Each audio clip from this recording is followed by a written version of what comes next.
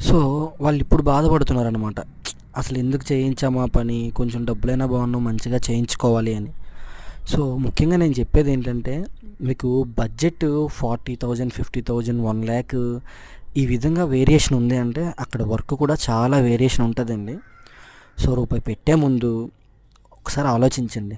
ఒకరు మీకు బడ్జెట్ ఒక 50,000 తక్కువ చెప్పారంటే వెంటనే వర్క్ ఇవ్వడం కాదు, వాళ్ళు వర్క్ ఏ విధంగా చేస్తారు, అసలు ఏ మెటీరియల్ వాడతారు, మీరు ఈ పని మీద 50,000 తగ్గించడానికి గల కారణం ఏంటి, అసలు ఎలా చేయబోతున్నారు అనేది మీరు ఒక ప్లాన్గా కనుక్కోండి.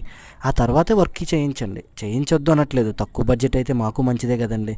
ఇప్పుడు తక్కువలో మీకైతే మీరు మా పేరు చెప్పుకుంటారు, నలుగురికి చెప్తారు, మాకు ఇంకో 4 పనులు వస్తాయి. అలా అని చెప్పేసి ఏ మెటీరియల్ పడితే ఆ మెటీరియల్ వేసి చేసేయకూడదు కదా.